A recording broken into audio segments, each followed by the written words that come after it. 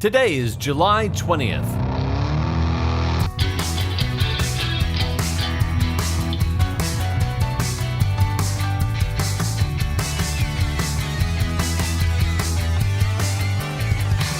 It's the 202nd day of the year, and this is the On This Day podcast.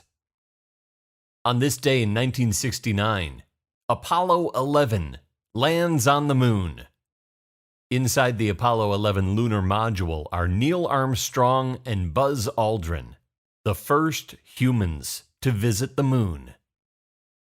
Apollo 11 blasts off from Kennedy Space Center on July 16th atop a Saturn V rocket. 4 days later, on this day, Neil Armstrong and Buzz Aldrin climb into the lunar module. They say "see you later" to Michael Collins, and they detach from the command module. Armstrong will later say that most people don't realize how difficult it was to land on the moon. He figures they have a 50-50 chance of landing successfully. The lunar module, codenamed Eagle, floats gently down to the surface of the moon. The Eagle's onboard computer guides them down to the designated landing zone, which turns out to be a rock-strewn crater. Armstrong takes the controls, and Aldrin directs him to a safe, flat landing area with few obstructions. They set Eagle down and shut off the engine, with 25 seconds of fuel left in Eagle's tank. Armstrong radios the flight controllers. Quote, "Houston, Tranquility Base here. The Eagle has landed." The Eagle has landed in the Sea of Tranquility, a large dark basaltic plain named by astronomers Francesco Grimaldi and Giovanni Riccioli in the year 1651. After the Apollo 11 mission, 3 small craters to the north of the landing area are named Aldrin, Armstrong, and Collins in honor of the Apollo 11 crew. After landing on the moon on this day, Armstrong and Aldrin spend about 3 hours surveying the surface from inside Eagle. They plot out where they're going to set up their experiments and plant the American flag. Neil Armstrong then passes through the lunar module hatch and carefully climbs down the ladder. He pauses at the bottom of the ladder, standing on the base of the lunar module leg, describing what he sees. I'm at the foot of the ladder. The LEM footbeds are only depressed in the surface about 1 or 2 inches, although the surface appears to be very, very fine-grained as you get close to it. It's almost like a powder. Ground mass is very fine.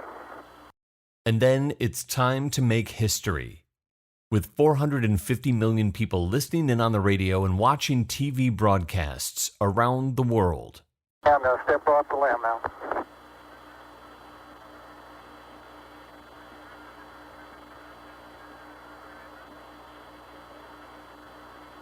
That's one small step for man,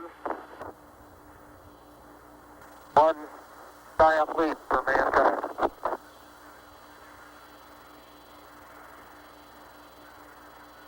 As the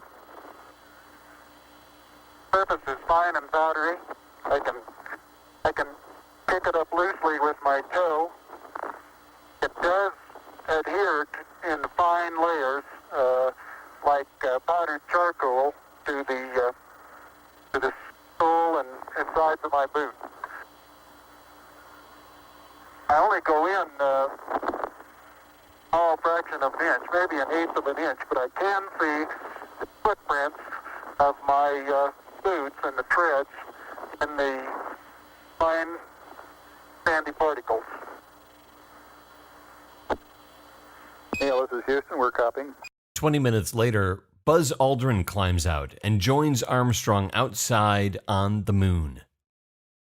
It's a few hours into the next day by Coordinated Universal Time, UTC, the former Greenwich Mean Time. But in the United States, home of Armstrong and Aldrin, it is late in the evening on this day in 1969, when they climbed down from the lunar module and planted their feet on the surface of the moon, the first humans to walk on the moon on this day in 1969. They spend the next few hours taking photographs, collecting samples, examining the impact the lunar module has had on the surrounding area of the moon, bouncing around in the lunar gravity, which is 1/6 that of gravity on Earth, and planting the flag. But all good things must come to an end, and after about 2.5 hours outside on the moon, the astronauts reluctantly climb back aboard the lunar module and settle down to take a nap. But before they take their nap, Buzz Aldrin accidentally damages a circuit breaker while moving around in the lunar module, breaking off the end of the switch. It's the switch they need to press in order to arm the main engine for liftoff from the moon. For a moment, it seems they're stranded on the moon. But they'll worry about that later. After several hours of shut-eye, they prepare to make their ascent back up to the orbiting command module. Michael Collins has been orbiting the moon in the command module this whole time. Months before the mission, while Armstrong and Aldrin trained to land the lunar module, Collins trains to fly the command module back to Earth by himself, in the event that something goes awry with the moon landing. But nothing goes awry, at least nothing too serious. It all goes pretty well. It's an historic mission. And when Aldrin and Armstrong blast off from the moon, using a felt-tip pen to activate the main engine switch that Buzz Aldrin broke off earlier, the base of the lunar module Eagle is left on the moon, along with a collection of scientific instruments. A plaque affixed to the ladder of Eagle left up there on the moon reads, "Here, men from the planet Earth, first set foot upon the moon, July 1969, AD.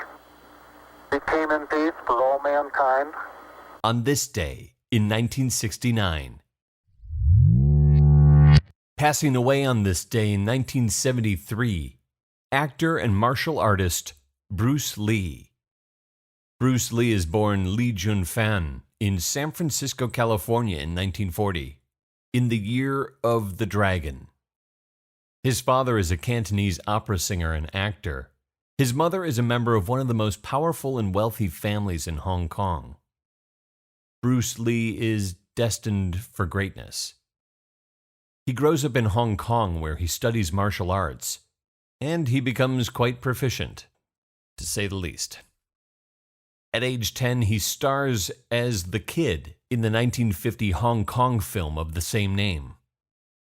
Lee returns to America when he's 18, settling in Seattle where he teaches kung fu and studies drama. In the early 60s, Lee makes a name for himself competing in a number of martial arts championships on the West Coast. In 1966, he is cast in the role of Kato, Britt Reed's chauffeur/bodyguard on the TV show The Green Hornet. The show is canceled after the first season, but Lee continues to combine acting and martial arts, and by 1973, he has starred in a series of successful Hong Kong kung fu films, culminating with the film Enter the Dragon, one of the highest-grossing international films of 1973, and one of the greatest martial arts films of all time. On this day in 1973, Bruce Lee is in Hong Kong. He meets with producer Raymond Chow to discuss a film they're shooting, The Game of Death, starring Lee and NBA star Kareem Abdul-Jabbar. Lee and Chow continue their script discussions later in the afternoon at the apartment of actress Betty Ting Pei. After Chow leaves, Lee complains of a headache. Betty gives him a painkiller, and he lies down to rest. Bruce Lee never gets up again. She is unable to wake him. He's rushed to the hospital where he's pronounced dead on this day in 1973. Bruce Lee's death is a mystery. An autopsy reveals that his brain swelled by 13%. The swelling believed to have been an allergic reaction to the painkiller he's given for his headache earlier in the evening. But there's a question whether he's allergic to that form of painkiller, equagesic, or whether the painkiller has an adverse reaction to muscle relaxants he takes for a ruptured disc in his back. No one knows for sure, but his fans can't accept either of those explanations. Some believe he dies from being too healthy. His body can't handle his rigorous diet and fitness program.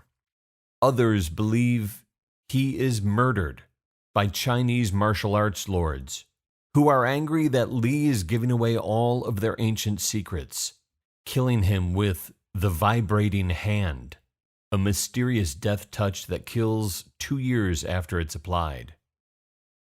At 32 years of age, Bruce Lee is at the beginning of what would have been a long and successful Hollywood career when he dies far too early, on this day in 1973. In death, Lee becomes a legend.